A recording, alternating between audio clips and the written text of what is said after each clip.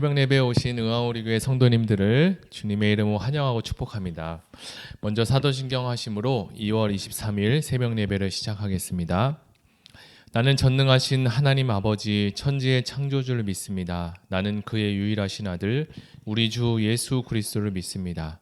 그는 성령으로 잉태되어 동정녀 마리아에게 나시고 본디어 빌라도에게 고난을 받아 십자가에 못 박혀 죽으시고 장사된 지 사흘 만에 죽은 자 가운데서 다시 살아나셨으며 하늘에 오르시어 전능하신 아버지 하나님 우편에 앉아 계시다가 거기로부터 살아있는 자와 죽은 자를 심판하러 오십니다. 나는 성령을 믿으며 거룩한 공교회와 성도의 교제와 죄를 용서받는 것과 몸의 부활과 영생을 믿습니다. 아멘. 네, 오늘은 시편 76편 1절에서 12절 말씀을 가지고 온유함과 사랑함으로 나아갑니다 라는 제목으로 하나님 말씀을 나누겠습니다. 먼저 제가 성경 봉독해 드리겠습니다. 하나님은 유다에 알려지셨으며 그의 이름이 이스라엘에 알려지셨도다. 그의 장막은 살렘에 있으며 그의 처소는 시온에 있도다. 거기에서 그가 화살과 방패와 칼과 전쟁을 없이 하셨도다. 주는 약탈한 산에서 영화로우시며 존귀하시도다. 마음이 강한 자도 가진 것을 빼앗기고 잠에 빠질 것이며 장사들도 모두 그들에게 도움을 줄 손을 만날 수 없도다.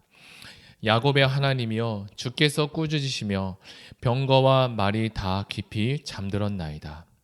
주께서는 경외받을 이시니 주께서 한번 노하실 때에 누가 주의 목전에 서리이까. 주께서 하늘의 판결을 선포하심에 땅이 두려워 잠잠하였나니 곧 하나님이 땅의 모든 온유한 자를 구원하시려고 심판하러 일어나신 때에로다. 진실로 사람의 노여움은 주를 찬송하게 될 것이요 그의 남은 노여움은 주께서 금하시리이다. 너희는 여호와 너희 하나님께 서원하고 갚으라. 사방에 있는 모든 사람도 마땅히 경외하리에게 예물을 드릴지어다. 그가 고관들의 길을 꺾으시리니 그는 세상의 왕들에게 두려움이시로다. 아멘. 때로는 모르는 사람들에게 우리가 복음을 전하고 또 전도를 하게 되면 화를 내거나 또는 나쁜 말을 하는 모습으로 하나님과 그리고 교회에 대한 불만을 토로합니다. 그리고 불평을 쏟아내는 경우도 보게 됩니다. 하나님께서 눈에 보이지 않으니까 안 계신 것 같고 또 무능한 것 같이 느껴지지만 실상은 하나님은 온 우주 만물을 창조하신 위대하시고 지금도 살아 역사하시는 분이십니다. 특별히 오늘 우리는 시편이라는 말씀을 통해서 그 위대하신 하나님에 대해서 묘사를 하고 있는데요. 오늘 이 말씀을 한번 살펴보겠습니다. 오늘 우리가 읽은 시편은 아삽의 시입니다.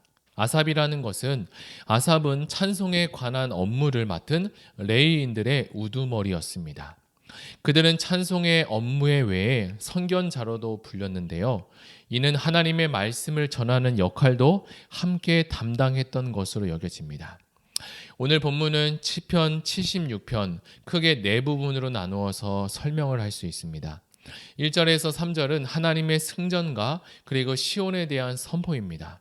그리고 4절에서 6절은 전쟁에서 승리하신 하나님의 모습을 보여주고 있고 그 다음에 7절에서 11절, 10절은 승리할 하나님께서 심판하신 그리고 마지막 절은 공동체에 대한 예배를 촉구하는 것으로 이 시가 마무리됩니다. 특별히 이 시는 회중 찬양이며 하나님의 위대한 승리를 기념하는 승리의 노래이기도 합니다.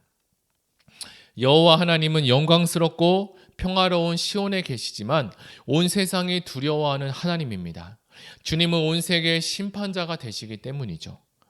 그러나 하나님은 억울한 사람들을 구원하는 구원자가 되시기도 합니다. 그래서 주의 백성은 전지전능하신 하나님의 보호를 받을 수 있기에 어떠한 어려움 앞에서도 두려워할 필요가 없습니다.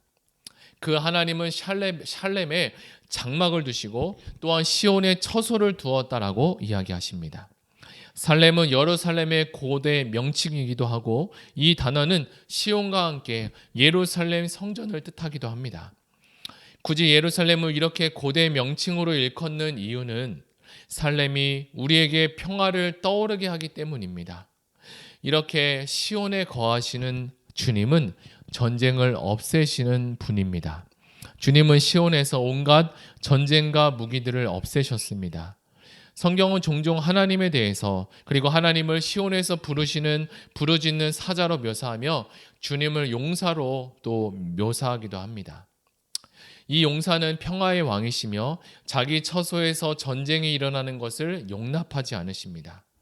그러므로 온 세상이 크고 위대한 무기를 앞세우고 침략해 온다고 해도 그들을 물리치고 시온의 평안을 유지하실 것입니다.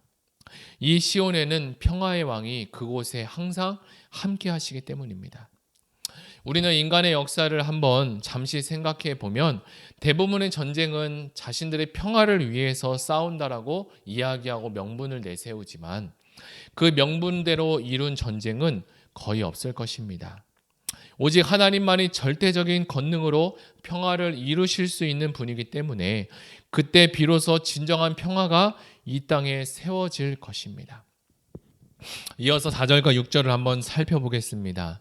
오늘 이 시를 노래하는 이 시인은 하나님의 권능에 대해서 노래하는데 상당히 폭력적인 이미지가 사용되고 있습니다.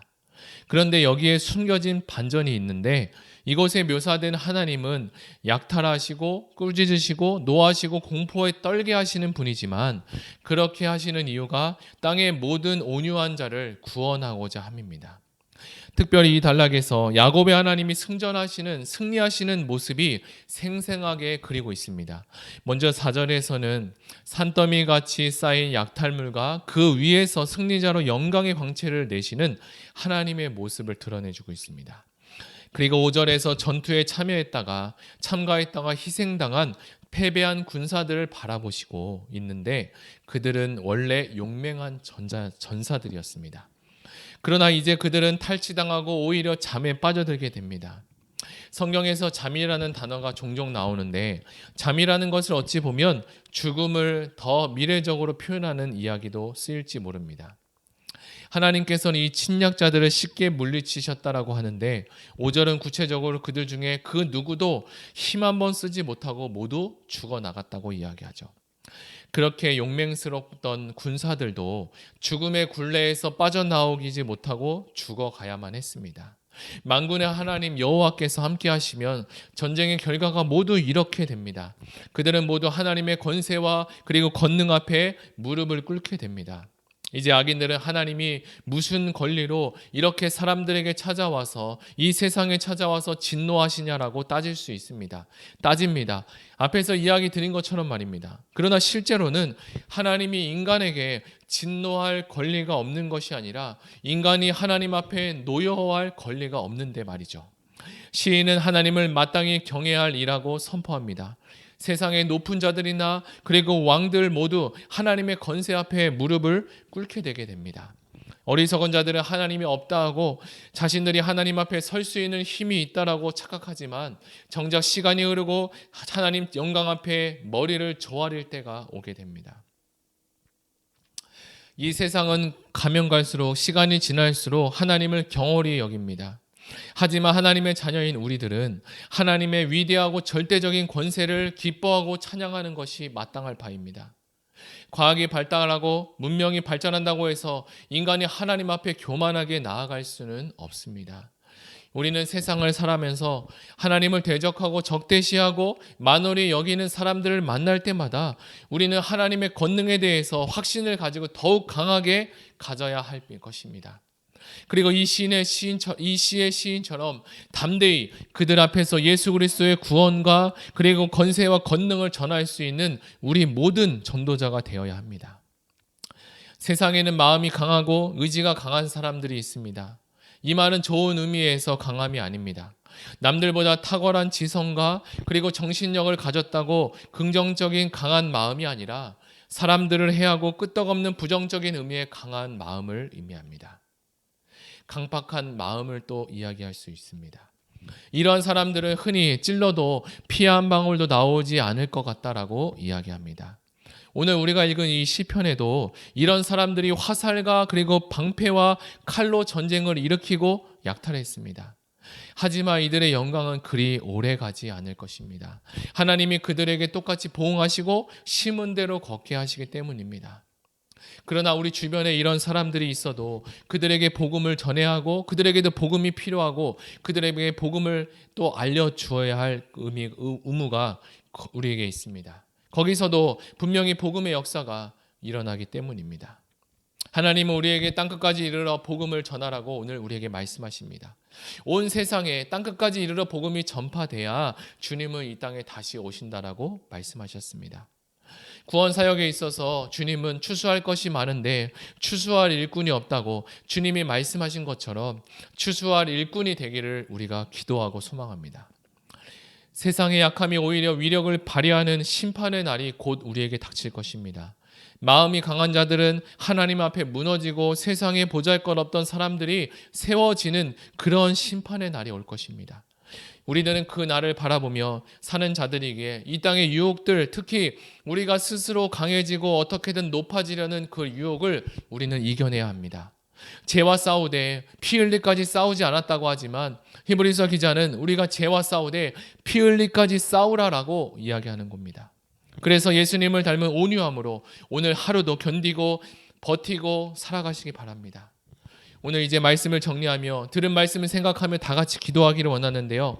세상에는 우리보다 강한 사람들이 많이 있습니다.